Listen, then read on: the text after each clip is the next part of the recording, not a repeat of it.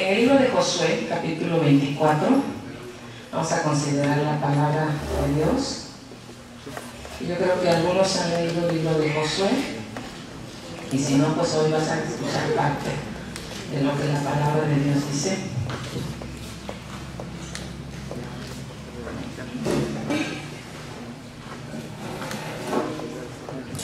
Ok.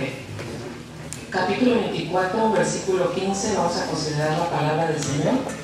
Dice: y si mal os parece servir al Señor, escogeos hoy a quién sirváis, si a los dioses a quienes sirvieron vuestros padres cuando estuvieron al otro lado del río, o a los dioses de los amorreos en cuya tierra habitáis, pero yo y mi casa serviremos a Jehová. Oramos al Señor. Padre, te bendecimos y te damos gracias en esta mañana. Estamos agradecidos contigo, Dios, por darnos esta oportunidad y sobre todo de poder disfrutar de tu amor, de tu presencia. Oramos, Señor, que en esta mañana podamos entender esta revelación de tu palabra, ser confortados y animados, consolados. Señor, tu palabra es el deseo de nuestro espíritu, de nuestro corazón para crecer, para poder, Dios, llegar a ti y hacer tu voluntad. Espíritu Santo, toma tú el corazón de cada joven, de cada señorita en esta mañana. Háblanos, dirígenos, condúcenos hacia el lugar propicio donde Dios nos desea tener, a posicionarnos en el lugar donde Dios desea para nuestra vida, para que seamos, Señor, una gloria tuya, una antorcha que brille en medio de la oscuridad. Y sobre todo, Dios, que podamos nosotros servirte con amor y servirte con todo nuestro corazón. En el precioso nombre de Jesús te lo estamos pidiendo. Amén y amén.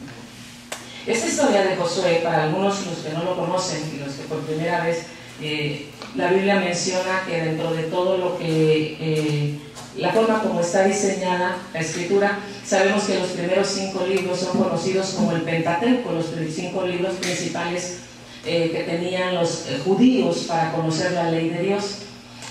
Posteriormente, después de Deuteronomio, vienen los libros históricos que narran toda la historia de las cosas buenas y malas, los reyes, los sacerdotes, los profetas, todas las historias que marcaban a Israel, tanto su obediencia como su desobediencia, iniciando Josué, que fue el que le siguió a Moisés en este proceso de liderazgo. Y durante todo el tiempo que Josué estuvo con Moisés, aprendió muchas cosas de cómo liderar, cómo llevar a la nación a que no se olvidara de Dios, a que no se olvidara de los principios y los mandamientos que habían sido establecidos por medio de Moisés cuando les dio el Señor las tablas, y pudieran conocer el propósito o el deseo de Dios para ellos. Entonces Moisés tenía una gran responsabilidad: llevar a todo un pueblo a que no perdiera el ánimo, a que no perdiera la fe en ese Dios. Lógicamente estaban rodeados de gente que no conocían a Dios, gente que tenía otra cultura, otro conocimiento, tenía sus propios dioses. Aquí menciona los dioses de los amorreos, a los cuales los israelitas conocieron algunos en el desierto, por los cuales también tuvieron tantos problemas cuando conquistaron la tierra. Se enfrentaron a muchos pueblos y ciudades que tenían dioses a los cuales honraban y veneraban, y uno de los requisitos era que las mujeres no se mezclaran con hombres de otras naciones y viceversa, tampoco los varones con mujeres de otras naciones. Lamentablemente esto fue algo que no muchos obedecieron, y esa mezcla de unirse a personas que no tenían su misma fe, su misma convicción, sus mismos sueños o la experiencia de un Dios todopoderoso, en el caso de los judíos, con gente de los amorreos, les trajo como consecuencia que se desviaran del amor y de la gracia de Dios. Y empezaron a vivir como esa gente, empezaron a tener costumbres y hábitos que no eran agradables delante de Dios, como el hecho de a veces de hacer sacrificios, de dar sus hijos a los dioses, algunos de llegar a dar a sus hijas vírgenes a los sacerdotes para que tuvieran relaciones sexuales con ellas, pero solamente a los sacerdotes y a los reyes se les daban las mujeres, las doncellas. Entonces tenían costumbres muy perversas, contrarias a la palabra. Y aquí Josué se está enfrentando a un pueblo que ya venía acarreando esas costumbres, esos deseos de unirse con otras naciones. Y entonces les hace una advertencia al pueblo: tú tienes que escoger Tú tienes que tomar una decisión. ¿A quién vas a servir? Si al Dios que tus padres te han hablado durante mucho tiempo, el que nos pasó por mar en seco, el que nos hizo ver los milagros en el desierto, el que nos dio de comer de manera milagrosa en el desierto, o al Dios de los amorreos, aquel Dios que no tiene respeto, que no tiene poder o autoridad, aquel Dios que te permite, o es un Dios permisivo que te permite hacer lo que se te dé la gana y vivir como quieres sin tomar en cuenta a Dios, sin tomar responsabilidades y compromiso, pero tú tienes que escoger a quién vas a servir. Pero una cosa sí les advierto: mi casa y yo, mi familia y yo, los que están conmigo, vamos a servir a Dios, pero tú tienes que tomar una decisión.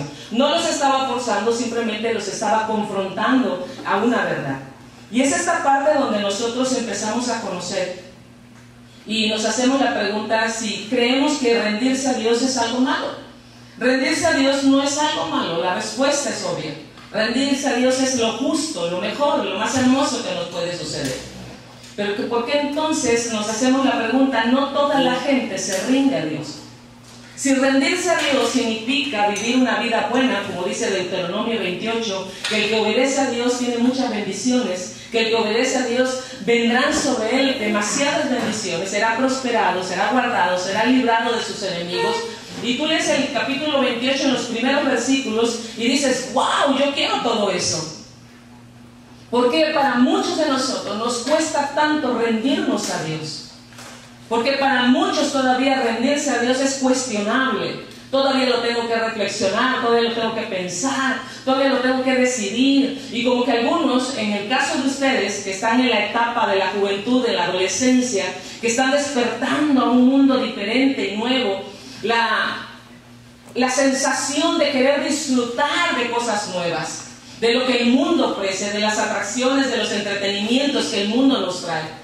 Y es esa parte donde estamos en una disyuntiva, donde no sabemos hacia qué lado tengo que ir. Jesús lo plantea de otra manera en los evangelios cuando dice que la puerta es ancha y espaciosa cuando hay un final de muerte. Pero también dice la angosta, el espacio angosto, el sendero angosto, dice, que nos lleva a la vida eterna, es tan sinuoso, tiene tantas cosas difíciles que atravesar, que vemos la manera de llegar mejor, de pasar la vida por el espacio tan amplio que nos permite disfrutar de un camino donde no hay pedregales, donde no hay piedras, donde no hay obstáculos, aunque no importa si al final está la muerte. Entonces aquí Dios, si tú lees en toda la Biblia, siempre nos da a escoger, siempre apelando a ese poder que tenemos, que es el poder mayor que el Espíritu Santo. Escucha bien, el poder de nuestra decisión. Porque a veces nosotros tenemos que saber qué vamos a elegir en la vida. Algo que aprendí a lo largo de mis años es que recuerdo una mañana que mi pastor me sentó cuando estaba más joven, y estábamos sentados y me dice, hay 3 cosas importantes en la vida que tú vas a elegir. Dice, tú te encuentras aquí en el inicio, aquí está la raya, y aquí es el inicio de tu vida. Estás en tu etapa de juventud. Y escúchame bien, me dice, en el camino sinuoso que tú escojas, te vas a encontrar con las 3 más grandes decisiones en tu vida. Y tú vas a saber qué vas a decidir. Nadie va a decidir porque eso tú lo tienes que seleccionar. Número 1, dice, primeramente, ¿qué carrera vas a estudiar? ¿De qué vas a vivir? ¿De qué te vas a mantener? Es una decisión tan importante en la vida. No la van a decidir tus padres, no la van a decidir tus amigos, no la van a decidir la gente que te aprecia. Es algo que tú tienes que decidir. Tú tienes que saber qué vas a hacer de tu vida, en el ámbito de sostenerte económicamente, de qué vas a vivir, qué vas a desarrollar, tu talento, tus habilidades. La segunda decisión que tienes que tomar, me dice, es con quién te vas a casar. Tienes que pensar bien con quién te vas a casar. Tienes que saber con quién te vas a unir. Y esa decisión no la van a decidir tampoco ni tus padres, ni tus amigos, ni nosotros como pastores, ni nadie. Tú tienes que saber con quién te vas a casar. Y tienes que estar 100% segura que es la persona indicada para ti. Y eso solamente lo vas a saber a menos que te dirijas a Dios y le pides consentimiento a Dios. Y tercero, la decisión más grande que tú vas a tener en la vida es recibir a Jesús como tu Señor y tu Salvador. Tú decides si lo quieres tener como Señor y Salvador. Y esa decisión también nadie te la va a decidir, tú la tienes que tomar. Entonces me presentó un panorama donde dices, híjole, qué pesado es decidir, qué fácil es que otros decidan por ti, que otros piensen por ti, que otros hagan las cosas por ti. En este caso, cuando somos jóvenes, queremos que nuestros padres decidan por nosotros. Si voy a la iglesia, si sirvo en la iglesia, si sirvo a Cristo, si amo a Cristo, que nuestros padres decidan por nosotros. Y eso es una tendencia a veces que traemos, y yo siempre he creído que la traemos desde el libro de Job, desde Job. Fíjate lo que Job les enseñó a sus hijos. Job decidía por sus hijos. Jamás enseñó a sus hijos a tomar una decisión de seguir a Dios. ¿Quién es el que presentaba sacrificio delante de Dios todos los días? ¿Los hijos o Job? Job. ¿Dónde andaban los hijos? En la pachanga. Se pasaban las noches de parranda. Y todas las mañanas su papá venía y ofrecía sacrificios a Dios y le decía a Dios, por si acaso mis hijos pecaron mientras estaban en su parranda. Nunca les enseñó a presentarse delante de Dios. Los hijos estaban bien cómodos, hacían su vida como querían. El padre decidía presentarlos a Dios para que Dios se acordara. Y yo creo que fue una de las razones por las cuales estos hijos se perdieron cuando vino la prueba para Job, y dice que se murieron sus hijos en un instante, ¿sí o no? Porque si estos chicos hubiesen aprendido a depender de Dios, si estos chicos hubiesen decidido seguir a Dios, el Dios de su papá, el que conocía a su papá, yo creo que no se hubiesen muerto. Dios los hubiese librado de la muerte. Pero dice que murieron, porque el que se presentaba siempre delante de Dios era el papá. Ahora, yo no estoy en contra de que los papás oren por sus hijos, pero muchas veces se ponen enfrente como diciendo, Señor, perdónale el pecado a mi hijo. Mira, está joven, a veces no agarra la onda, pero usted va a aprender, solamente ten misericordia. Pero el hijo no está arrepentido. El hijo ni siquiera tiene intención de que Dios le perdone. Es una decisión personal, por eso la Biblia dice que la salvación es personal. Y tú tienes que decidir acercarte a Dios y arrepentirte de corazón. Por eso el pecado de los hijos no lo llevarán los padres, ni el de los padres los hijos, en esta gracia que estamos viviendo. Porque aquí nosotros tenemos que decidir, o sigo a Dios o no sigo a Dios. Y ese es el tema que yo le puse en esta mañana. O rindo todo o no rindo nada. Tenemos que rendirle a Dios o todo o nada. Aquí no hay intermedios, aquí no hay medias cosas. Aquí es rendirle a Dios todo lo que tenemos o simplemente no darle nada. La Biblia nos enseña que a Dios no le gustan los términos medios.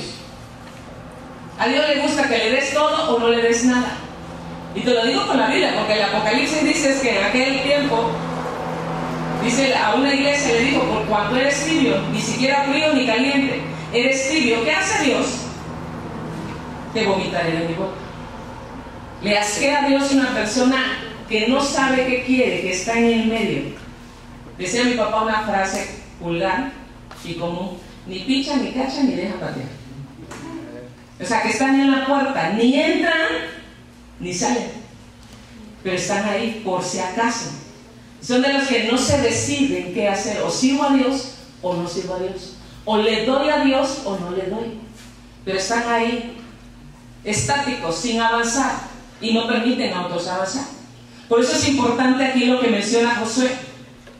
El Espíritu Santo produce en nosotros el valor y el gozo en la vida de aquellos que son llenos de su poder, y Él anhela gobernar nuestra vida, pero nosotros tenemos que dársela por voluntad propia. Romanos capítulo 12, versículo 1, y ahí esta parte me encanta enseñar a mí. Una de las cosas que me encanta a mí del Evangelio es esta parte de la docencia, de la pedagogía, enseñar y sobre todo establecer fundamento en el corazón. Vamos a ver qué nos dice Romanos capítulo 12, versículo 1, de algunos se lo saben. ¿Hay alguien que se lo sepa de memoria? ¿Hay valientes aquí que leen la Biblia que se sepan de memoria Romanos 12:1? A ver, ¿dónde hay jóvenes así que dicen, yo me lo sé? A ver. ¿Así? Dímelo. Así que, hermanos, os ruego por la misericordia de Dios que presentemos sus cuerpos en sacrificio vivo, santo, agradable a Dios, y los frutos de la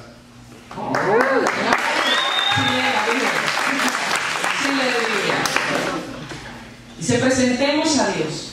Y habla aquí de las tres cosas importantes: cuerpos en sacrificio vivo, santo, agradable a Dios. Rendirse es abandonar tus caminos por sus caminos. Rendirse es abandonar tu voluntad por su voluntad. Rendirse a Dios es esa parte, la más complicada del ser humano, donde tú le cedes el gobierno de tu propia vida a alguien. Y muchas de las cosas nosotros, pero ¿qué debo de rendir nosotros? ¿Qué debo de rendir yo a Dios? Porque habla de rendimiento, y aquí Romanos dice el sacrificio vivo, santo, agradable a Dios. Pero ¿qué es lo que debo de rendir? ¿Qué es lo que le debo dar a Dios para que yo sepa que le estoy rindiendo todo? ¿O le estoy rindiendo a medias o no le estoy rindiendo nada? Y una de las primeras cosas que yo te quiero mencionar hoy es que lo primero que tienes que mencionar a Dios, rendir a Dios, perdón, son tus labios. Salmo 59, versículo 12, vamos a ver Biblia. ¿Trajeron Biblia? Júntate con alguien que tenga Biblia. Ahorita. ¿Alguien trae Biblia? ¿Quiénes traen Biblia? A ver, hacen la mano los que traen Biblia. Ok, ya los que no alzaron la mano saben. A ver, mantengan su mano esa a los que tienen Biblia. Ahora, los que no traen Biblia, si no traen Biblia, júntense rápidamente con alguien que trae Biblia. Rápido. Vuelve de tu lugar, así. Es un cambio. Júntate con alguien. Yo entiendo que están en un campamento. Hagan grupos, no importa. No círculos, pequeños grupitos ahí para leer Biblia. Es importante que aprendan a usar el arma que les va a ayudar a defenderse del enemigo. Salmo 59, versículo 12. Por el pecado de su boca, por la palabra de sus labios, sean ellos presos en su soberbia y por la maldición y mentira que profieren. Lo primero que tenemos que rendir a Dios son nuestros labios. ¿Cuánto daño hace los labios mentirosos? Porque es el arma más destructiva que podemos tener para destruir la vida de alguien. Las palabras indebidas tienen un poder de muerte. El mismo Proverbios 28 dice que la vida y la muerte está en el poder de la lengua. Y nuestras palabras tenemos que rendirlas a Dios. Y esto tiene que ver con todo lo que hablamos, lo que yo les mencionaba el día de ayer. ¿Cuáles son las palabras que comúnmente salen de nuestra boca? Y es increíble que cuando decimos que conocemos a Dios o tenemos a Dios, tenemos un lenguaje que no honra a Dios. Porque a veces nosotros con nuestra boca maldecimos, hablamos groserías. Yo no sé, aquí en nuestro país los modismos cambian de un estado a otro. Yo a veces tengo que tener mucho cuidado en decir una palabra, porque en el sur, una palabra, por ejemplo, aquí le llaman colgar la ropa, allá le decimos guindar. Entonces en algunos lugares es como ofensivo, no se dice así. Entonces hay palabras que yo a veces tengo que tener cuidado, y a veces le pregunto a los pastores, ¿hay una palabra que dije que estuvo fuera del lugar? Porque cambian los modismos. Y esa parte la entiendo. Pero hay insultos o hay palabras que se sobreentienden, porque los mexicanos comúnmente somos muy dados al darle un sentido contrario a las palabras. El sentido en el que les damos las cosas. ¿Cómo le llaman a esa en Veracruz? Tiene una palabra cuando hablamos en doble sentido. No es humor negro, esto es una palabra que comúnmente ahorita se está utilizando mucho, y en las redes sociales, en los programas de televisión, albur. Sí, hablamos mucho albur. Y es común. Eso está en contra de la palabra, esas son palabras ofensivas. Tenemos que tener cuidado con la manera como nos expresamos. La Biblia condena mucho lo que es la maledicencia, la blasfemia, las palabras, lo que hablan nuestros labios, las palabras ofensivas. A veces quizás no puedas decir una grosería, pero sí dices una palabra ofensiva. A veces una palabra cruel. Y en ella está incluida lo que hoy nosotros conocemos como bullying. Esas palabras que hieren, que lastiman. Esas palabras que van cargadas de sarcasmo, que van cargadas de odio, resentimiento, que van cargadas con el fin de herir a esa persona. Entonces tenemos nosotros que aprender a rendir nuestros labios al Señor, lo que hablamos con nuestra boca. A veces la Escritura nos enseña, me encanta esta porción que menciona el apóstol cuando dice: no erréis, las malas conversaciones corrompen las buenas costumbres. Y en un dicho vulgar que tenemos nosotros en México es: dime con quién andas y te diré quién eres, ¿no? El que anda con lobos, aullar aprende. Ya de cómo hasta en los dichos vulgares nos enseñan un principio. Eres con la gente, o sea, tú eres y manifiestas con la gente que te juntas. Si hablas con gente que todo el tiempo es negativa, que es apática, que es floja, se te va a pegar. Hasta su hablar se te va a pegar. Y al rato, esa persona que dice no se puede, no tenemos, esa persona negativa que no tiene ánimo de nada, al rato tú vas a estar igual. Porque dice, las malas conversaciones corrompen tus buenas costumbres. Se llega a pegar. Y es aquí donde necesitamos del Espíritu Santo para que nos ayude, para que nosotros guardemos nuestras palabras. Yo siempre he dicho eso, yo tuve una amiga, y tengo una amiga hasta el día de hoy, después de 30 años de amistad, que es de Alvarado. Ya sabes cómo son para allá, los que no saben, los salvadoreños, son la gente más grosera de todo México. Te dicen 100 palabras groseras y una coherente. En serio, todo te lo hablan con malas palabras. Te mientan a tu mamá, a tu papá y a toda tu familia, donde están hablando. Para ellos es común. Son muy vulgares al hablar. Son reconocidos por eso y se sienten orgullosos de ser eso. Y mi amiga era así. Todos los días. Ella me hablaba con puras groserías. Era su forma de hablar, era natural para ella. Es parte de su cultura. Y entonces era algo todos los días y estuvimos trabajando 3 años juntas en un negocio. De lunes a sábado y a veces domingos. Trabajábamos un negocio de manualidades. La gente cuando llegaba a veces me decía, yo quiero que tú me trates mejor. No ella. Ella era la dueña.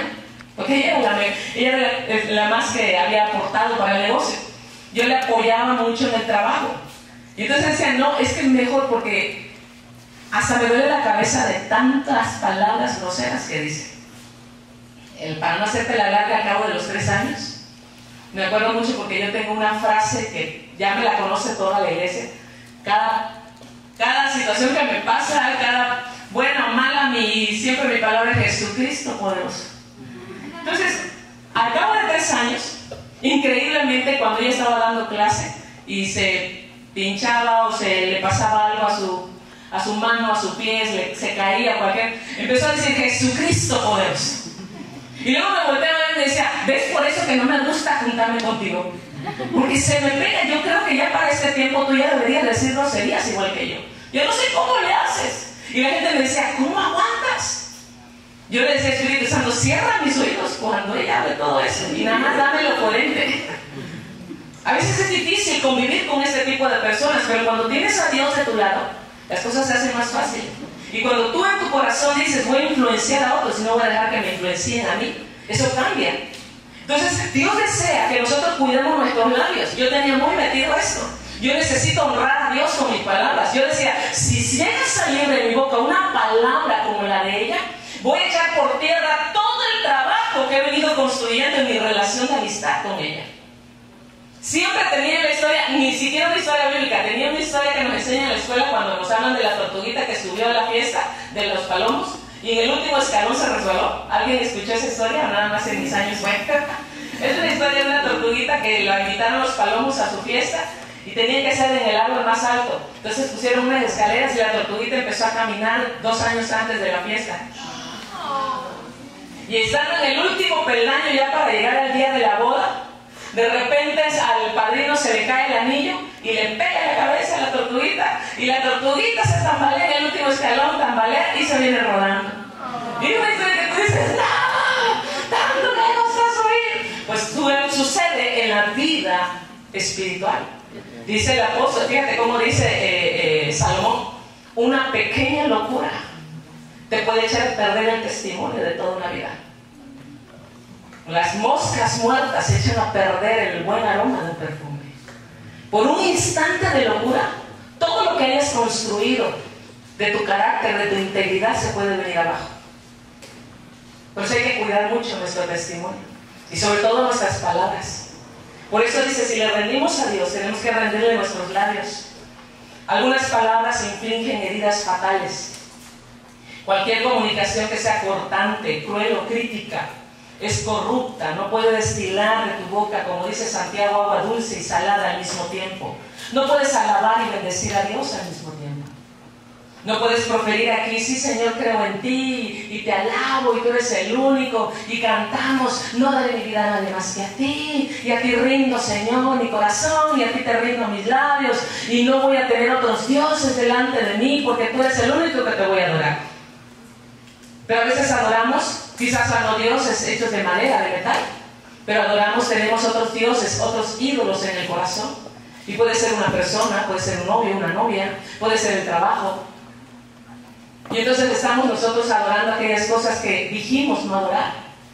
Y nuestros labios están profiriendo con Dios un compromiso que saliendo de las cuatro paredes de la iglesia se viene abajo, porque entonces ya nuestro corazón, ya nuestros labios declaran lo contrario. Uno puedes declarar, decir, Dios, yo sí creo en ti, que tú vas a obrar, que tú vas a hacer algo diferente en mi vida, y luego decir, no, pues yo creo que Dios no lo va a hacer, yo creo que Dios ya se olvidó de mí. O le crees o no le crees a Dios. No podemos estar siempre así. Por eso es que Santiago decía, pides y no recibes porque pides mal. Ya desde ahí, o le crees a Dios, espera en su promesa.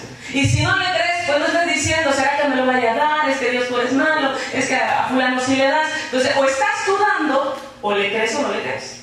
Nuestros labios dicen mucho de lo que nosotros creemos en el corazón. Por eso muchas veces también nuestros labios son utilizados para murmurar, para criticar, para difamar, para decir una mentira, para decir groserías. Y encontré una palabra también que a mí me llamó mucho la atención, que tiene mucho que ver con lo que hablamos, y son las lisonjas. ¿Qué son las lisonjas? Son las alabanzas exageradas, generalmente interesadas, que se hace a una persona para conseguir un favor o ganar su voluntad. Hasta esas cosas Dios nos dice que tenemos que tener cuidado. Cuando le suavizan los oídos a alguien con la finalidad de ganarte un favor de su parte. Esas son lisonjas que salen de nuestros labios. Cuando dices, ay, manito, qué padre, qué chido, ay, tú eres a todo dar, tú eres lo mejor, pero sabes que vas a recibir algo de esa persona. Y eso le llama a Dios lisonja. Y eso no es correcto delante de Dios. Cuando tú le das un elogio a alguien, una palabra, una alabanza a alguien porque la pueda merecer por algún trabajo, alguna ayuda, dásela de corazón, pero no esperando, no haciéndolo con la finalidad de querer recibir algo de esa persona. Sea que te preste unos zapatos, te preste un vestido, te abra las puertas para un negocio, te abra la posibilidad de un préstamo financiero, qué sé yo. Nunca abras tus labios para ganarte el favor de alguien. Por eso tenemos que rendir nuestros labios al Señor. Y tenemos que tener cuidado con lo que hablamos. Pero no solamente tenemos que rendir a Dios nuestros labios. La Biblia dice que también tenemos que rendir lo más importante, que es el corazón. Pero como los dos van ligados, con el versículo que te mencionaba yo ayer, que de la abundancia del corazón, habla la boca. Porque vas a hablar de lo que hay dentro de ti. Jeremías 17, versículo 9, rápidamente. Dios conoce el corazón de cada uno de nosotros. Dios desea que tú le rindas tu corazón. Y esto habla de lo que te vengo mencionando hace un momento, que a veces hay idolatría en nuestro corazón. A veces tenemos ídolos. ¿Sabes la tendencia de nosotros?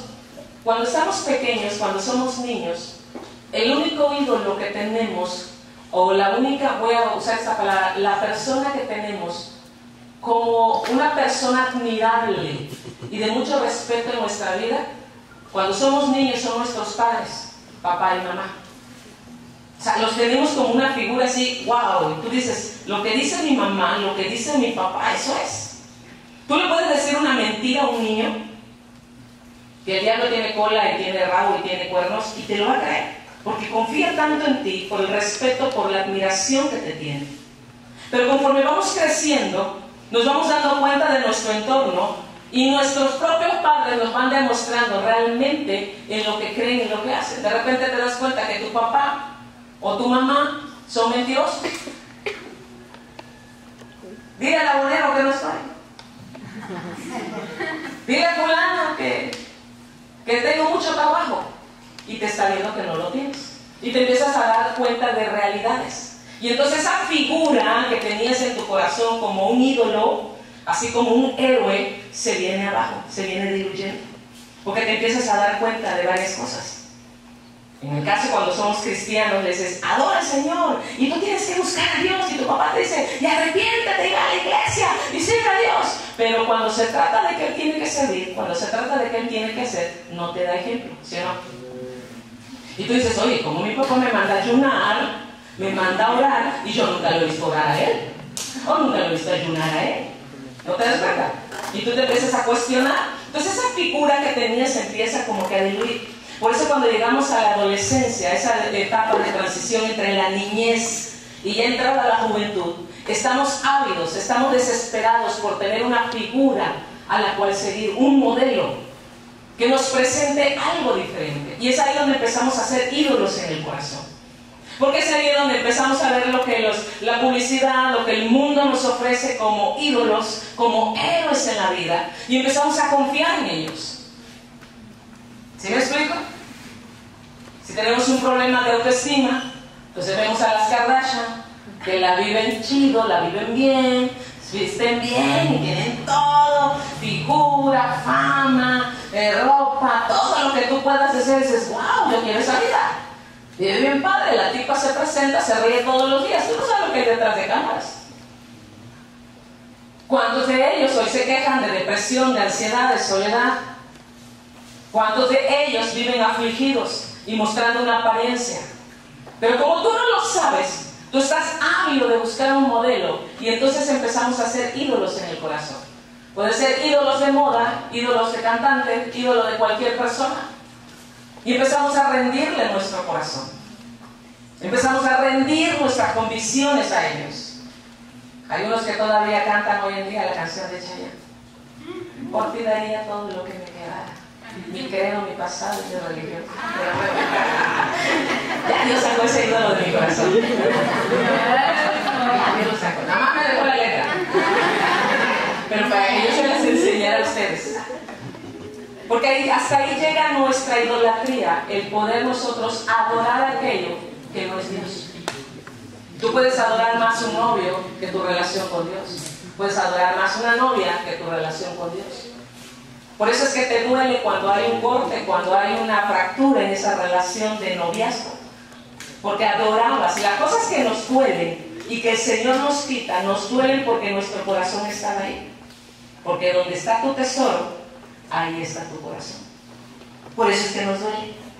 Porque una relación de noviazgo con esa chica, con ese chico que tenía yo y el cual yo esperaba muchas cosas y de repente ya no se dio y nos deprimimos y nos las pasamos llorando y afligidos y dolidos porque tu corazón estaba ahí. Porque cuando Dios dice no te conviene o no es bueno que ustedes estén juntos, deberías estar alegre. Dios te está librando de un mal, de un tipo flojo, de una chamaca floja también. Entonces se entiende que si Dios te lo está quitando es por algo bueno para ti. Pero como tú lo tenías como primero en tu corazón, por eso te duele. Porque estaba antes que Dios. ¿Sí me estoy explicando? Por eso muchas veces nosotros no nos damos cuenta que es lo que traemos en el corazón hasta que Dios nos los quita. La idolatría es la adoración de un ídolo. Hay otra definición que nos da el diccionario. Dice que es el que ama excesivamente a alguien o algo. En otras palabras, es cuando amamos a alguien o a algo más que a Dios. El amor a una persona puede superar al amor que se le tiene a Dios. Por eso en las fracturas, tanto matrimoniales como en relaciones de noviazgo, llegan a doler. Cuando aquella persona a la cual le dimos nuestra confianza y confiábamos. Sobre todo, ¿sabe cuándo pasa más esto? ¿Te das cuenta que ahí había un ídolo? Cuando en esa etapa de la adolescencia empezamos con el primer amor. Dice que en la vida nosotros todos sabemos que a lo largo de nuestros años tenemos 8 flechazos de amor.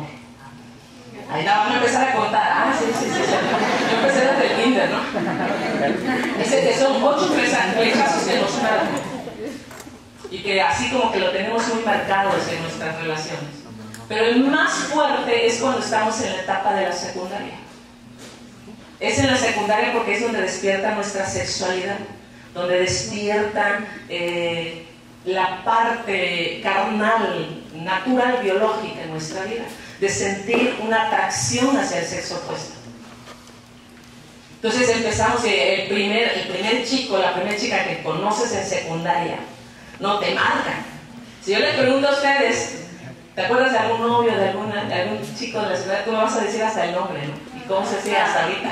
Si ya estás en la universidad o ya saliste, siempre vas a recordar lo que decía el otro canto de otro ídolo que tenía yo. Mi amor de verano, mi primer amor. que ya se terminó. Ve por lugar en el corazón. Y Dios quiere que tú le rindas tu corazón en totalidad. Que no haya nadie más importante que Él. Que no haya nadie más a quien tú te interese agradar más que a Él. Cuando tú llegas a ese nivel de amor, tú puedes experimentar lo que el apóstol Pablo menciona en el libro de Romanos. Por lo cual estoy seguro de que ni la vida ni la muerte, ni ángeles ni principados, ni lo presente ni lo porvenir, ni lo alto ni lo profundo, ni ninguna otra cosa me podrá separar del amor de Jesús. Pero cuando tú no experimentas ese amor, tú no puedes decir, nadie me va a poder separar. Al rato te presentan un chico así guapo, alto, y fornido. Y... veía un TikTok de una niña como de 7, 8 años. Ya saben quién, ¿verdad? Una chiquilla le decía, ¿y tú qué? Si tengo un novio, me gustan los hombres tatuados. Porque huelen rico. Es que huelen bien ricos, se ven bien lindos. Entonces, ¿qué haces? Dices, ¿qué onda? Caen tantas cosas en el corazón, lo que le inculcan los papás. Y entonces ya está buscando un modelo que eso es lo que tiene que tener en el corazón. Entonces tenemos que tener mucho cuidado con lo que nosotros guardamos en el corazón y qué es lo que tenemos. Por eso muchas veces no solamente pueden ser relaciones, también puede ser el amor a las riquezas, la ambición por el mundo, de ganarte el mundo, de ser el mejor. Puede ser una persona muy inteligente. Yo siempre he creído que la inteligencia sin sabiduría se llama estupidez. Escúchalo bien, te lo voy a volver a decir. La inteligencia sin sabiduría es estupidez. Yo conozco muchísimas chicas, jóvenes, inteligentes, saben mucho, pero no son sabios. Porque he visto muchas de ellas inteligentes, trabajadoras, con profesión, capaces, hábiles, pero en relaciones tóxicas. En serio, es increíble verlas como dejar que un tipo que no tiene ni estudio ni nada las mangonee, las humille, las denigre. Eso es terrible, eso es no tener sabiduría. Por eso dije, siempre he creído que la inteligencia necesita unirse a la sabiduría, porque el libro de Proverbios nos dice que el principio de la sabiduría es el temor a Dios. Necesitamos rendirle a Dios nuestro corazón, porque muchas veces podemos equivocarnos y nos podemos desviar. Hay quienes tienen amor a esas riquezas, amor a ser el primero. Esto entra sutilmente en el corazón en una persona que muy pocos van a llegar a reconocer. Pero cuando pones tu trabajo, de dónde proviene tu dinero, antes que a Dios, ya caíste en este pecado. Por eso Mateo dice, no podéis servir a Dios y a las riquezas. O le sirves a Dios, fíjate, otra vez Dios te dice, o todo o nada. O le sirves a Dios o le sirves al mundo. Uno no puede tener dos señores en la vida. Y eso debería de predicarse a los varones hoy en día, más que nunca. No puedes tener a dos mujeres en la vida, es tonto. Si no puedes satisfacer a una, mucho menos a dos. Es tonto. Es increíble que alguien llegó con un problema. Yo ahorita estoy trabajando como consejera en una escuela cristiana, atiendo a los padres y a los niños en consejería, y me encontré con un caso de un compañero psicólogo, lo cual me compartía y me decía, ¿qué crees? Llevaron a un tipo, al psicólogo, su familia, porque el tipo tenía 2 mujeres, y con las 2 mujeres tenía hijos. Pero lo increíble de esto, que a ellos no les parecía en la cuestión moral, porque dice, las 2 mujeres están contentas. Y entonces él decía, dice, ¿cómo trato este asunto si él dice que no tiene problemas y ella no tiene problema? ¿Cuál sería el problema? Si los 3 son felices. Y aquí se cumple lo de la canción del falso profeta ese, ¿no? ¿Y si saben de cuál es? ¿Verdad? No eran 3 o 4 en el Daniel, pero aquí eran 3 y todos con hijos. Y las mujeres decían, estamos bien. A ella le tocaba una lunes, miércoles y viernes, y algún domingo, se turnaban los domingos, y la otra martes, jueves y sábado. 2 casas, 2 lugares, y los 3 eran felices. Pero la familia de ellas y la familia de él estaban en contra. O sea, esto no está bien, esto es mal. Dice, ¿cómo le hago? ¿Cómo le hago saber a él que está mal? Simple y sencillamente tiene un mal concepto del amor. Él fue enseñado mal en cuanto a amor se refiere. Él piensa que esto es amor, pero esto no es amor. Entonces él tiene que quitarse ese concepto mal del amor que tus padres le enseñaron. Nos fuimos a la historia de él. Su papá, su abuelo tenían 2 mujeres y las mujeres vivían contentas. Y hay que quitarle el mal concepto a ellas, de la autoestima. Tiene que ver su corazón, que por el hecho de que un hombre las mantenga y les diga mi vida, no importa si lo tiene que compartir con alguien más, es más que suficiente porque están carentes de amor, de atención, vivieron toda su vida de rechazo, que se conforman con un pedacito que les den. Es el corazón de la gente, tiene ídolos en su corazón. No solamente se refiere a ídolos financieros, a ídolos como altares de manos hechas por hombres. Se refiere a ídolos en el corazón, personas que nos llegan a desviar verdaderamente del amor de Dios. El amor del mundo también ha llevado a muchos a las llamas del infierno. Aman más el mundo, sus placeres, sus entretenimientos. Por eso Jesús, la palabra del Señor nos advierte que tenemos que tener cuidado. Dios es un Dios muy celoso, no le gusta compartir. Yo creo que si como mujeres nos viéramos, ¿qué mujer no desea tener una relación de pareja donde el centro de su atención para su esposo o su pareja sea solamente tú? ¿Quién no lo desea? Que no mira a otra más que a ti. ¿Quién no lo desea? ¿No todas? Si Dios te mira nada más a ti, ¿por qué tienes que mirar a otro más? O sea, si lo analizamos, dices, Dios es un Dios celoso, no le gusta compartir. Por eso da toda su atención para contigo. Por eso te vela por ti todos los días. Está como guarda por las noches. Está cuidando, te está protegiendo, te está proveyéndote, te está dando todo lo que tú necesitas. Porque Él no quiere que nadie pueda suplir en ti lo que Él es el único capaz de suplir en tu vida. Por eso quiere que le rindas todo su corazón, tu corazón. Pero si nosotros nos olvidamos de eso y venimos a ser como la Sulamita, nos llega a fastidiar tanto amor. ¿A qué mujer le empalaga el amor? El verdadero amor no empalaga. La pasión sí es empalagosa, pero el verdadero amor no empalaga. Y ahí está la Sulamita, entra a su dormitorio y quiere venir el marido para estar con ella en la intimidad y tener una relación. ¿Y qué le dice ella? Ya estoy cansada, ya me lavé los pies, ya no me quiero levantar a abrir la puerta. Y lastima el corazón, aquel se va y lo pierde. Cuando ella reacciona es demasiado tarde. Por eso la confrontación de Josué, tienes que decidir a quién vas a amar y a quién vas a servir, a Dios o al mundo. Hoy es tu decisión, la decisión más difícil de tu vida. O le das todo o no le das nada. Proverbios 23-26, rápidamente. Proverbios 23-26. ¿Quién se sabe este texto? Ya tiene, estos textos que te estoy dando son los básicos que todo cristiano se debe de saber. 23-26, ¿alguien lo tiene? A ver, hijo, fuerte. 23-26. Dame, hijo mío, tu corazón y miren tus ojos por mis caminos. ¿Qué te está pidiendo Dios? Tu corazón. Dale tu corazón. Dios tiene la habilidad para ver más allá de nuestro corazón y no lo podemos engañar. Por eso quiere tu corazón, quiere moldearlo, quiere enseñarte. Pero no solamente Dios quiere que le rindas tus labios y tu corazón, también quiere que le rindas tu mente. Proverbios 23, ahí mismo, en el versículo 7. Porque cuál es su pensamiento del hombre, porque cuál es su pensamiento en su corazón, tal es él.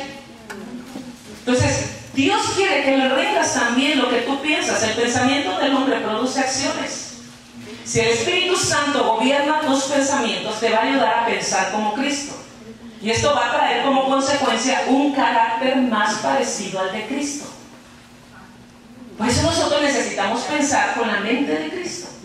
¿Qué quiere decir esto?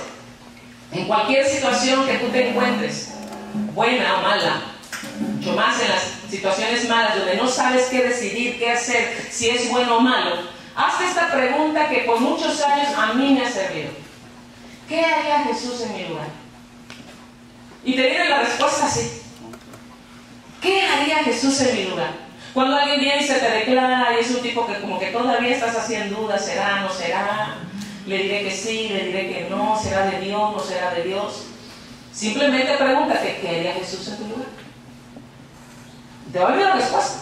Y tú la vas a sentir. Vas a saber si, vas a saber si es no. Porque Jesús se revela a tu corazón. Se revela en tu mente a través de la palabra. Porque la voluntad de Dios es buena, agradable y perfecta. Entonces una relación te va a producir algo bueno, algo agradable y algo perfecto porque Dios está en medio. Entonces siempre en nuestras decisiones, cuando le damos a Dios nuestra mente, aprendemos a pensar con la mente de Cristo. Mencionaba yo ayer el versículo de Filipenses 4:8, ¿alguien se lo sabe? Filipenses 4:8. Esto se lo voy a marcar, que se lo aprendan de memoria. Filipenses 4:8, todo lo bueno, todo lo amable, todo lo que lleva buen nombre, si hay virtud alguna, si hay algo digno de alabanza, en esto, es de pensar en cosas buenas. ¿Qué quiere decir esto? Que los pensamientos que te vengan a tu mente y te provocan nostalgia, te provocan tristeza, te provocan inseguridad, te provocan baja autoestima, te provocan condenación, te provocan culpa, no vienen muchas veces de Dios. Que los pensamientos que te orillan, que te están llevando a cometer alguna falta, a herir a alguien, a lastimar a alguien, a cometer un pecado, no son pensamientos que vienen de Dios. Por lo tanto, tienes que desecharlos. Los pensamientos de Dios te producen pureza, te producen santidad, te producen gozo, te producen alegría, te producen estabilidad, te producen fe. Esos son los pensamientos que vienen de Dios.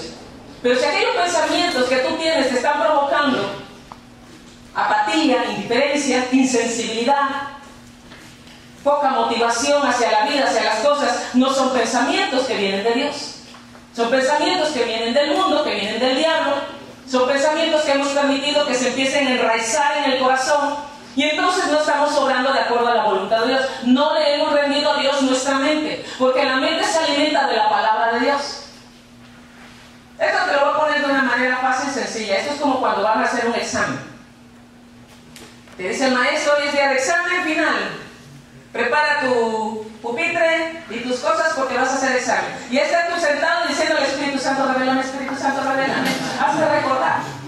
Pero si no estudiaste nada, si nunca agarraste el libro, por más que el Espíritu Santo esté rebuscando en el archivo de tu cerebro, no va a encontrar nada.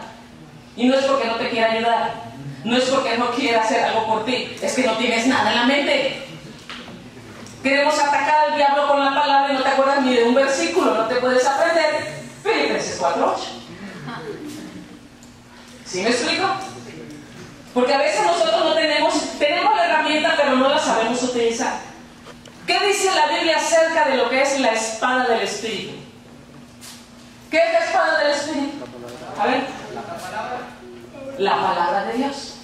Pero si no la sabemos utilizar, ¿cómo vamos a destruir a nuestros enemigos?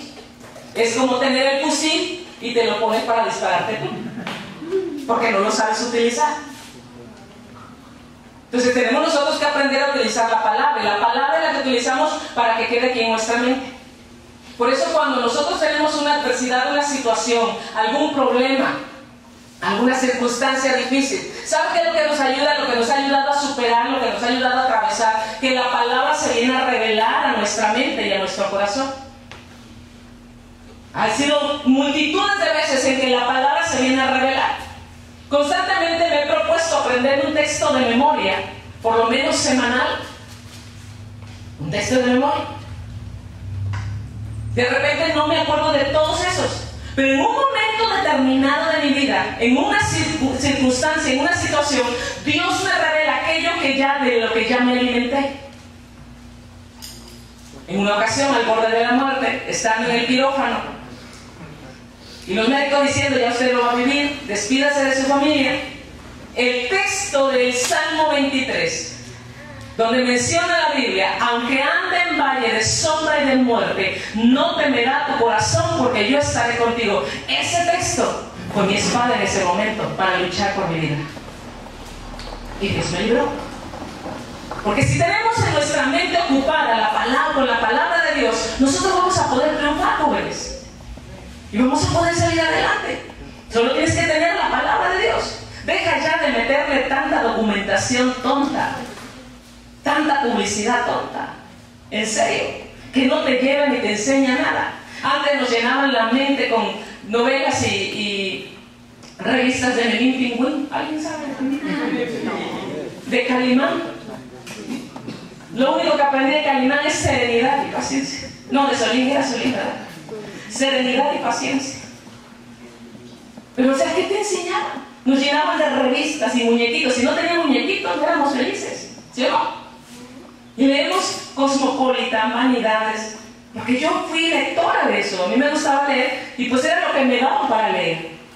Era aburrido a veces, fastidioso. Era la misma historia de siempre, de famoso, de gente que ni se acordaba ni sabía que existíamos nosotros. Y nos enseñaban su gran vida de lujos. Y tantas cosas que hacían. Entonces, ¿de qué me servía a mí conocerles? ¿O de qué me servía a mí aprender de cosas que ellos hacían?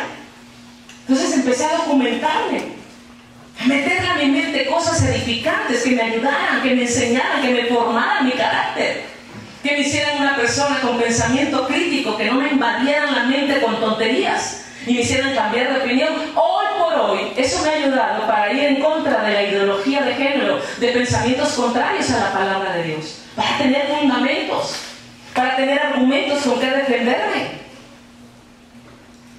Yo admiro mucho a un hombre, voy a sacar mi corazón. Yo sigo mucho a Agustín Laje. Increíble tipo, de veras. Estoy aprendiendo más, joven. Pero ese cuate me encanta verlo debatir. Nadie le gana una y no usa la Biblia. Pero enseña los principios bíblicos que ni muchos de nosotros que somos cristianos los ha mostrado. Principios claves. Y no lo coge nadie. Y les gana todo y los deja con la boca abierta. Para quienes no han leído, voy a hacerle publicidad que ni él ni lo sabe. La batalla cultural y Generación Idiota son buenos libros. ¿Quieres leer un buen libro después de la Biblia, que es excelencia? Lee esos libros, te van a ayudar a renovar tu mente, a sacarte todo el cochambre que nos han invadido en nuestra educación, porque nos han metido tantas cosas. Imagínate enterarnos después de tantos años que te enseñaron historia, que los niños eran héroes y que murieron por la patria, que se enredaron en la bandera. Y es mentira, que los chamacos estaban borrachos y porque estaban huyendo de los franceses se enredaron con la bandera y se cayeron. Y tú dices, tantos años yo voy defendiendo esos chamacos y ni siquiera eran héroes, ni es más, murió sin saber que lo iban a considerar héroe. ¿No te causa eso impacto? Porque a veces no nos estudiamos, no nos metemos a leer, a escudriñar. De igual manera, poco conocemos de Dios, que Él tiene el poder para hacer todo, para cambiar, transformar una vida, para hacer milagros. Pero no conocemos a profundidad todo su poder porque no lo hemos leído no lo hemos conocido a través de la palabra. Porque Él mismo dice en el libro de San Juan: escudriñad las Escrituras porque a vosotros os parece que en ella tenéis la vida eterna y ellas son las que dan testimonio de mí. ¿Quieres conocer más de Dios, del poder de Dios, de la gracia de Dios, de la unción de Dios, de la llenura del Espíritu Santo, del reino de Dios? Lee las Escrituras, te vas a sorprender. Te van a enseñar cosas que cuando tú las conozcas, todo lo que conoces del mundo es nada. Le mencionaba yo, ayer veníamos platicando con el pastor Nico. Yo estaba impresionada antier. Este lunes que Netflix hizo un estreno de un documental sobre un satélite, ¿qué es? Satélite, ¿no? Que enviaron al espacio. Desde el 94 no habían enviado otro como ese, que toma fotografías del universo y de lo que tenemos alrededor. Y en el 94 las fotografías eran en blanco y negro.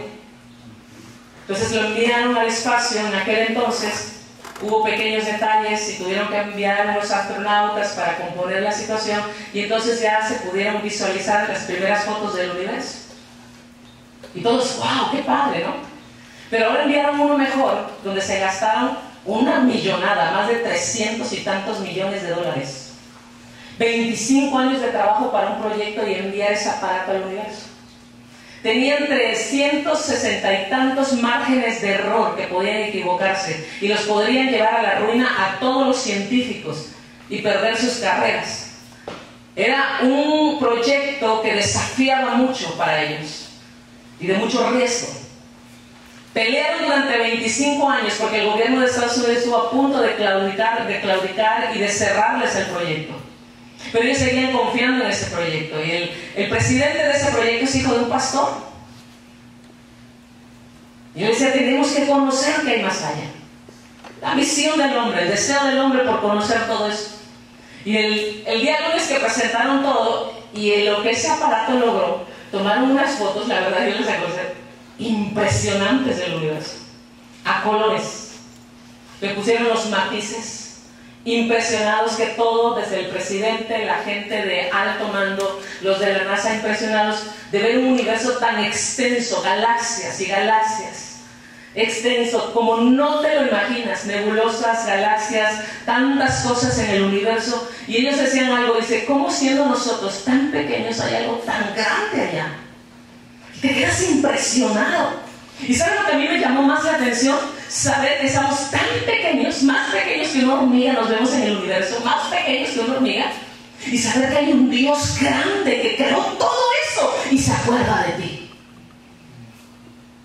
que sabe de tu vida y conoce cada cabello de tu cabeza, cada pensamiento tuyo está registrado. Es increíble. Cuando tú mires esas imágenes y luego te imagines a ese Dios pensando en ti, es algo increíble. Ahí se te revela el Salmo 19. Cuando veo los cielos, obra de tus manos. Y dice el salmista, me pregunto, ¿qué es el hombre para que de él te acuerdes? Y el hijo del hombre para que le visites, porque le has hecho poco menor que los ángeles, pero lo has coronado de gloria y de honra. Es impresionante. Cuando nos damos a conocer, cuando en nuestra mente metemos la palabra de Dios, trae una revelación genuina de quién es Cristo. Por eso necesitamos rendir nuestra mente. Por eso dejar de batallar con esas ideologías, esos pensamientos filosóficos humanos que te hacen dudar de quién eres. ¿Eres hombre o eres mujer? Cuando la Biblia dijo, se hizo Dios un hombre y una mujer. Es tonto pensar que hay un tercer género. Es lo más tonto. Nuestra misma naturaleza, la biología misma, la ciencia misma, remarca que solamente hay dos. No hay más. Y a veces nos quebramos el cerebro. ¿Será o no será? Tus dudas, tus conflictos mentales son precisamente porque desconoces la realidad, la verdad. Y la Biblia dice que conoceremos la verdad y la verdad nos hará libres. Por eso tenemos que rendir nuestra mente al Señor. Y por último, ¿qué más tenemos que rendir aparte de nuestro labio, nuestro corazón y nuestra mente? Lo que más Dios desea de nosotros es que rindamos nuestros deseos a Él. La primera carta de Pedro, capítulo 2, versículo 11, rápidamente. ¿Sí saben dónde está Pedro, verdad? No me vayan a salir como una discípula. Eso sucede nada más en el sur, yo creo que aquí no. Que me dijo, ¿dónde está él? Yo digo, busquen aún, ¿dónde está ese libro? Pastora, mi Biblia no trae ese libro. Bien incompleto. Ahí está. Primera de Pedro, capítulo 2, versículo 11. ¿Alguien que lo lea fuerte? Amados, yo ruego como a extranjeros y peregrinos que os abstengáis de los deseos carnales que batallan contra el alma. Aquí Dios nos está llevando a lo que dice Gálatas 5:17, a que nosotros necesitamos rendir nuestros deseos, los deseos de nuestra vida, de nuestro corazón. En la vida del cristiano hay una lucha constante por el control de los deseos. La carne y el espíritu están luchando continuamente por el gobierno de tu vida. Muchos hombres de Dios tuvieron problemas a causa de sus deseos no controlados. Vemos a un Acán que fue gobernado por la codicia. Su deseo por obtener, su ambición por querer tener algo prohibido, lo llevó a pecar. Y su pecado le hizo pagar no solamente a él, sino a toda su familia y los que servían con él. Fueron apedreados, sacados del campamento. A veces cuando no controlamos nuestros deseos, peligra nuestra vida. Por eso la Biblia menciona que cuando venimos a Jesús, Dios nos ayuda a poder nosotros luchar contra esos deseos. Ahora, esto es una verdad, esto es algo doctrinal. Cuando venimos a Cristo, la carne no muere, se sujeta, pero no muere, a menos que nosotros muramos. Pero es una lucha constante. Decía el hermano Chiche Ávila, tenemos una lucha con 3 gigantes: la carne, el mundo y el diablo. Dice, pero el mayor de eso, el diablo, dice, al mundo y al diablo lo puedes vencer fácilmente, pero a quien no puedes vencer tan fácilmente es a tu propia carne, que son tus propios deseos, tus pasiones. Dios nos dice que tenemos que darle a Dios nuestros deseos, nuestras pasiones, aquellas cosas que nos controlan, como la ira, el enojo, los celos, la envidia. Tenemos que aprender a controlar nuestras emociones. ¿Quién nos puede ayudar? El Espíritu Santo. La Biblia le dice a Timoteo, un joven que apenas estaba iniciando, Pablo le menciona y le dice, porque no nos ha dado Dios espíritu de cobardía, sino nos ha dado Dios un espíritu de poder, amor, y menciona algo importante: dominio propio. Esa capacidad de aprender a controlarte, esa capacidad, esa madurez en la que tú te vas a enfrentar y vas a poder tener el control de tus deseos. Cuando alguien te hace enojar y aguantar y soportar, cuando un enemigo te injuria o te lastima, y tener la capacidad de poner la otra mejilla y dejar que Dios haga su obra en él. Porque tenemos nosotros que aprender a darle a Dios nuestros deseos y nuestro corazón dentro de ello. Está Jesse, un hombre ambicioso. Necesitaba lujos y reconocimientos. Y vemos ahí un Jesse que no pudo controlar su ambición a las cosas buenas. A todos nos gustan las cosas buenas. ¿A quién no le gustan las cosas buenas? Y a las cosas buenas todo el mundo nos acostumbramos. Es fácil acostumbrarse a las cosas buenas. Cuando experimentamos, y esto tiene mucho que ver, fíjate, ten mucho cuidado, sobre todo los jóvenes hoy en día. Cuando haces un trabajo y apenas vas a empezar la universidad o estás en la universidad y de repente te metes en un trabajo y empiezas a ganar dinero, ya empiezas a tener control administrativo de tus cosas y empiezas a ver que es fácil ganar lana, tener dinero, 2,000, 3,000 pesos semanales. Entonces tú empiezas a evaluar y dices, no, vaya para que estudie, mejor sigo trabajando. Y empiezas a dejar a un lado el capacitarte, el ser competitivo ante un mundo tan exigente hoy en día. Y empiezas a dejarte desviar y a desviar. Ten mucho cuidado. Ten mucho cuidado. Yo no digo que sea malo trabajar, pero hazte de un futuro. Termina primero tus primeros proyectos y entonces sigue adelante. ¿Sí me estoy explicando? Porque eso te va a cargar mucho mal. Tenemos que estar preparados en las dos áreas. Tenemos que ser siempre jóvenes con el deseo de ser competitivos todos los días. Yo he visto mucha gente, muchos profesionistas así que terminan, pero a veces terminan no ejerciendo la carrera. Ayer mencionaba algo muy importante el pastor y decía las oportunidades. Ya que la gracia de Dios le bendice, te pueden venir hasta 2 veces en la vida, pero si no aprovechas a la primera la vas a perder.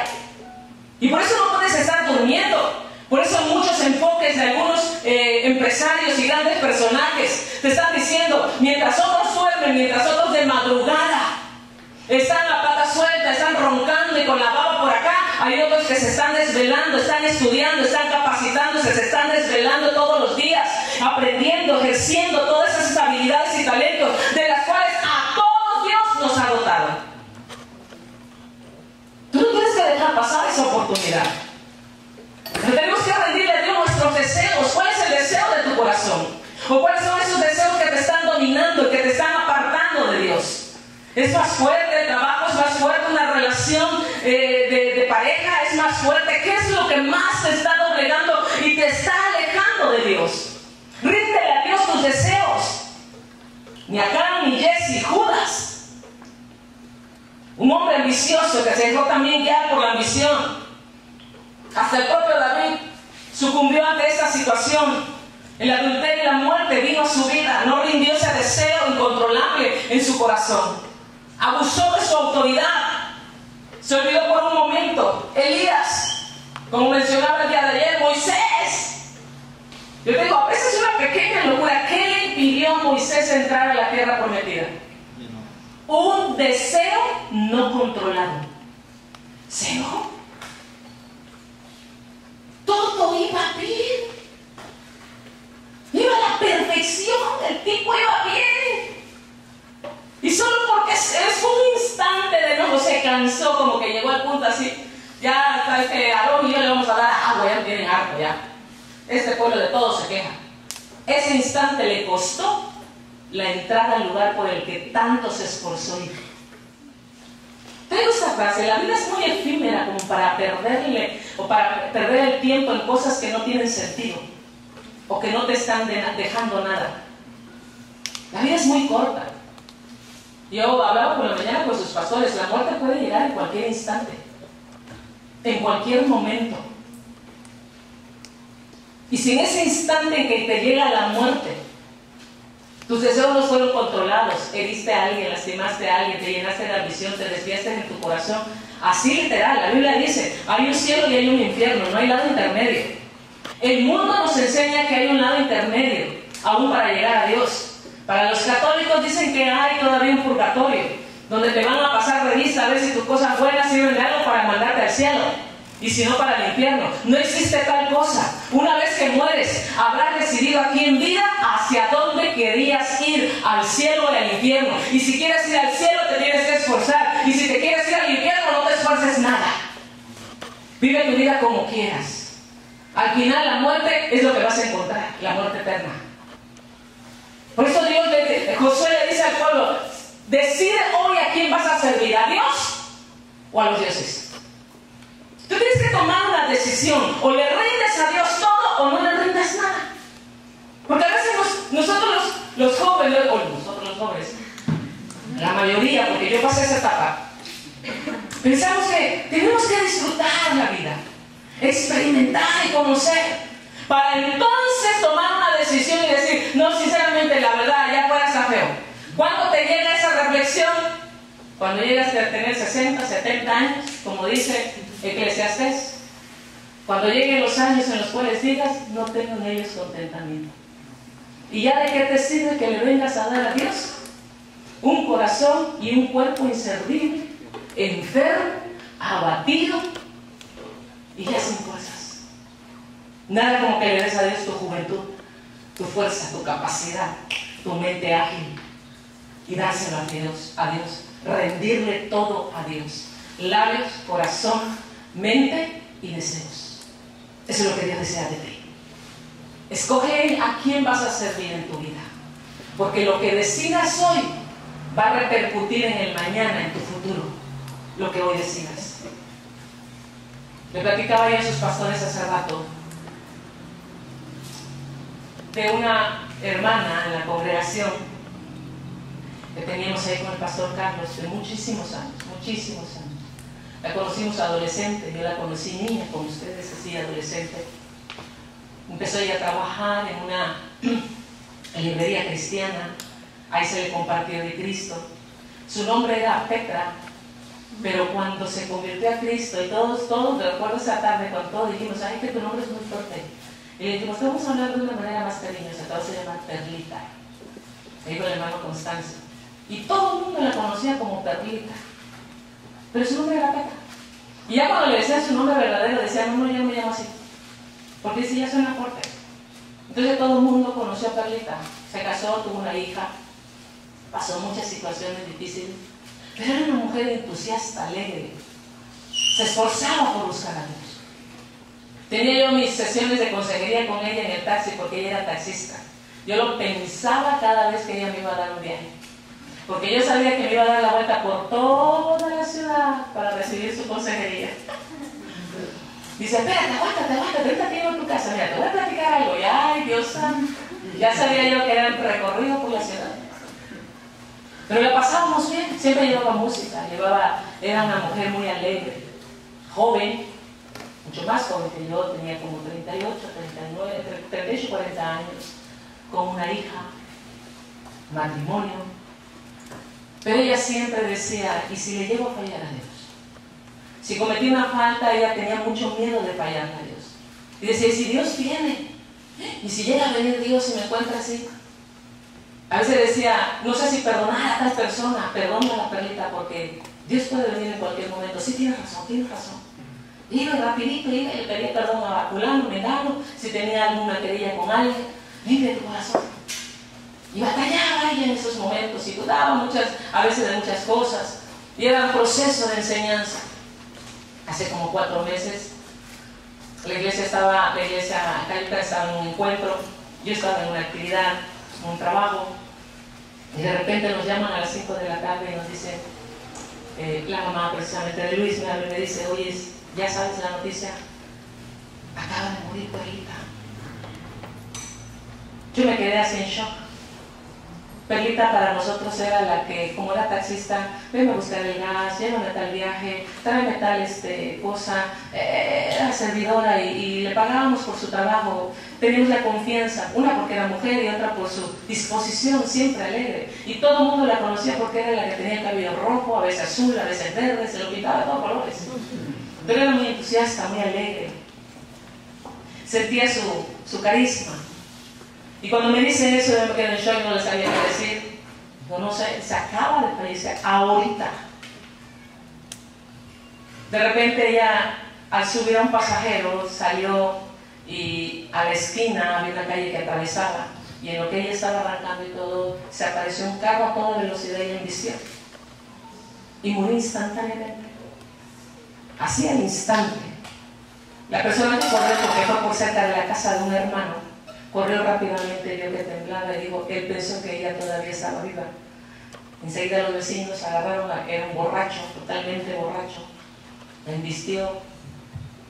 Y cuando él sale y la ve ahí, le empieza a hablar, le empieza a decir, aguanta Perlita, aguanta, ya viene a ayudarte. Y le empezó a hablar y hablar y hablar y hablar. El caso es que para no hacerse las largas, más adelante nos enteramos, le tuvieron que hacer autopsia para, pues igual, la persona que la había vestido lo negaba, pues estaba borracho el tipo, y otra vez estaba bajando para pelear contra ella porque se le atravesó en el camino. Y entonces, cuando nos dicen, sabe, ella murió instantáneamente. Ella no tuvo ni sintió nada. Su cerebro se le desprendió internamente. Como que se le hubiese sumido por dentro. Ella no sangró, no abrió herida, nada. Impresionante. ¿Por qué te digo esto? Porque ella vivía todos los días temiendo que su corazón no estuviera listo para el Señor. Y su esposo testifica y me habla y me dice, ¿sabes qué? El día anterior de la noche pasamos el mejor día de nuestra vida. Ellos habían tenido sus altas y bajas como todo matrimonio, su relación. Dice, pero ese día lo disfrutamos como en tantos años no habíamos disfrutado. Hablamos, platicamos y nos dijimos que nos amábamos. Hicimos planes, hicimos proyectos, oramos juntos, lloramos juntos, nos abrazamos, amanecimos con una alegría inusual de ese día. Yo le dije, mi amor, ¿qué quieres para comer hoy? Yo le compré camarones, a ella le encantaba el ceviche. Cada año, eso sí me pegó mucho porque cada año, el día de mi cumpleaños, ella me llevaba ceviche o me invitaba a comer ceviche.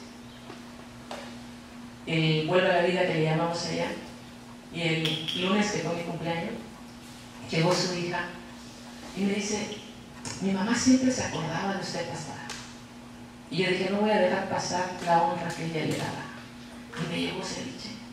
Ahora yo sentí, wow, qué padre.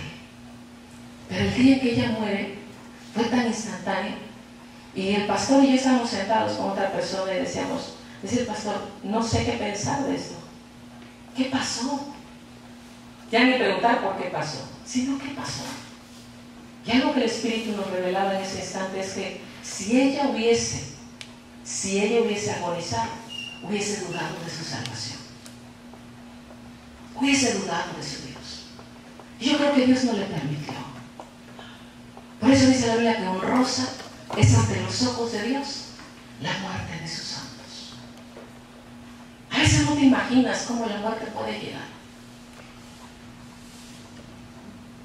A mí por eso me encanta predicar en los funerales.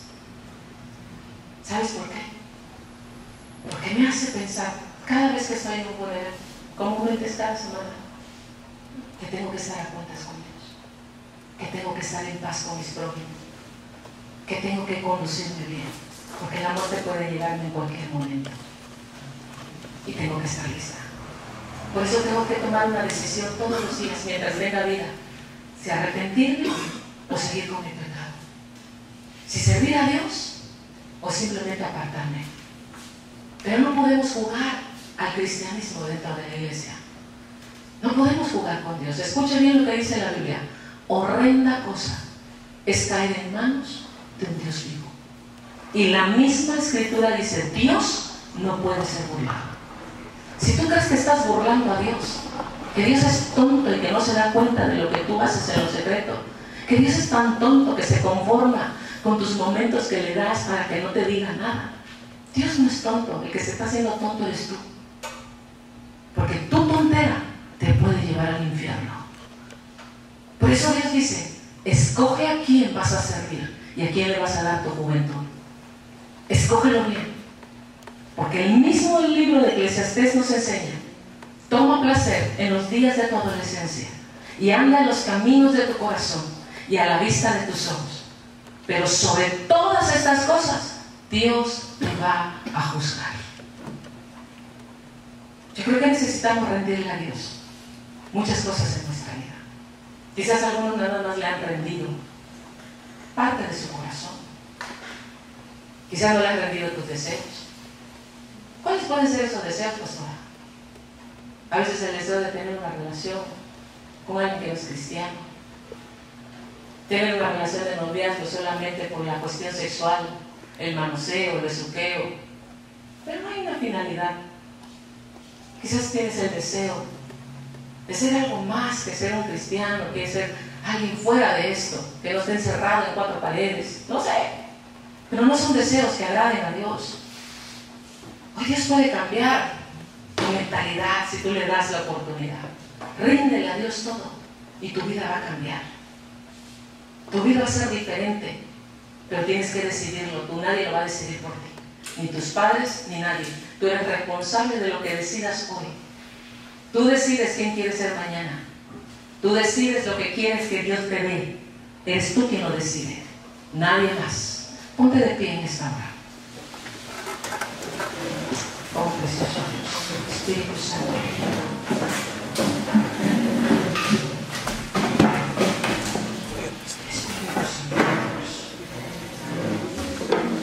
Espíritu Santo de Dios.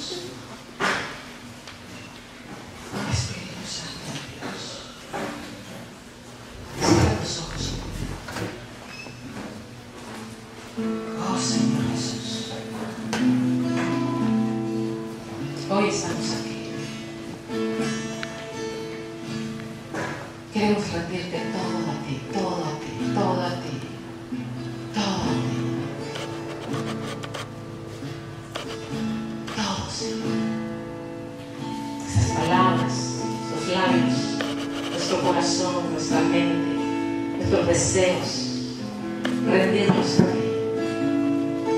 No sé qué pasará mañana, en unas horas, no lo sé. Pero en este momento, Señor, tomar la decisión de seguirte a ti es lo mejor que podemos hacer. Hace muchos años mi padre tuvo un sueño. Él era cristiano y nos hablaba de Jesús. Tenía 15 años yo. Y mi papá me decía, tienes que conocer a Jesús. Pero como algunos quizás de ustedes, hay papás que no es que sean malos, sino que también están en esa etapa de formación. Yo decía, ¿cómo me dice que conozca a Jesús? Y no me ama, no me lo muestra. Y eran mis batallas, pero me hablaba de Jesús. Y un día se sentó con nosotros en la mesa, estábamos todos mis hermanos, y él empezó a decirnos, ¿sabe qué? Yo ya no más voy a ser su papá. Eso nos llamó la atención. Dice, porque anoche tuve una plática con Jesús. Jesús vino a esta casa, se sentó en el sillón y me habló y platicamos. Y yo le dije que yo no podía cambiarles el corazón, que yo les estaba hablando a ustedes de Él, pero que ustedes no me hacían caso. Entonces yo le dije, yo renuncio a ser papá de ellos. Yo te los entrego a ti, porque tú serás mejor padre que yo. Y dice, yo les entregué la vida de cada uno de ustedes a Jesús. Mientras él decía eso, en lugar de poner atención a la intención de su corazón, mi corazón decía, pero ¿por qué me fuerzas a amar a ese Dios si yo tengo que decidir? ¿Por qué no puedo decidir yo? ¿Por qué me tienes que forzar a amar? Si yo no quiero amar, ¿por qué me das a él? Yo no quiero. 15 años, un adolescente, y él ahí llorando y diciéndome, ya no son más mis hijos, ahora son de él. Y yo le dije, te entrego a Héctor, a Julio, a Clara, a Tita, a Ricardo, a Sergio, yo te los entrego, son tus hijos. Y yo me enojé esa noche. Al año siguiente, mientras dormía, alguien me invitó a un campamento de jóvenes y una amiga me había dicho, vamos a invitar a un campamento, te va a ayudar. Le decía, no, que voy. Vamos. Mira, si quieres, lo que hablen ahí, no te lo quedes, pero pues vamos, te va a ayudar. No le di una respuesta en la noche mientras dormía. No sé, te puedo decir, no sé, fue un sueño, una revelación, no lo sé, pero mis ojos se abrieron de repente y me hallé fuera de la casa, en la calle, y vi los cielos que se arremolinaban. Y vi una mano que escribía en el cielo y que decía, arrepiéntete porque vengo pronto. Y mi nombre estaba ahí. Me acordé de la oración de mi papá. Entonces yo le dije, Jesús, tú me amas. Tú eres mi papá. Y en el sueño me decía así, soy yo quien te llama. Eso me llevó al campamento y ahí conocí a Jesús. Ahí conocí al Padre. Te estoy hablando de hace 36 años. Fue un desafío y la primera decisión más difícil de mi vida. Apostar por Cristo y darle mi juventud, mi fuerza, mis sueños, mis deseos. Mi abuela decía, es lo más tonto que has hecho. Es lo más frustrante que has hecho. Me compraba boletos para enviarme a las discotecas. Lo que antes me prohibía, ahora me inducía. Prefiero verte ahí. Yo le decía, no, encontré un buen lugar. Créeme, abuela, encontré un buen lugar. Dios no me deja. Tú no sabes nada, chamaca, no sabes nada. Eso es mentira, tus papás te quieren moldear. No, ahora no fue mi papá, no fue mi mamá, fue Dios. Yo lo vi, Él me habló. Y le di mi corazón, le rendí todo a Dios. Y no ha pasado un día en que me haya arrepentido de haberlo hecho. Hoy estoy aquí gracias a eso, a una decisión que tomé. Y tú estás hoy aquí para, en el futuro, decirle a otros, fue una decisión difícil, pero la más acertada. Porque Él no me ha dejado y no me ha abandonado. Dios está aquí. Y tienes que decidir, o le sirves y le das todo, o no le des nada. Pero al final sabes cuál es la recompensa para cada una de las acciones. Cierra tus ojos. Señor Jesús. Señor Jesús, es a rendirle a Dios esas áreas que hemos mencionado. No sé cuál sea la tuya, cuál te cueste trabajo. Si rendir tus labios, tus palabras, tu inconformidad, tu falta de fe, tu corazón que está en otro lado, en alguien, en algo, y está tapado. No lo sé, pueden ser tus deseos incontrolables, aquellas cosas que están ahí, que te motivan, como el odio, la ambición, los celos, la envidia. No lo sé, puede ser eso. No sé que Dios tenga que pedirte a ti, que tengas que rendirle a Él. Quizás sea tu mente tan confusa, tan llena de tantas cosas que te tienen confundida, la cual no sabes qué hacer, no sabes qué decidir. Entrégale a Dios, ríndelo a Él. Teniéndolo a Él lo tienes todo. Teniéndolo a Él puedes caminar en la seguridad y en la verdad. No es por tus padres, ellos ya conocieron a Dios y ellos darán cuenta, Dios, de lo que sirvan o hagan para el Señor.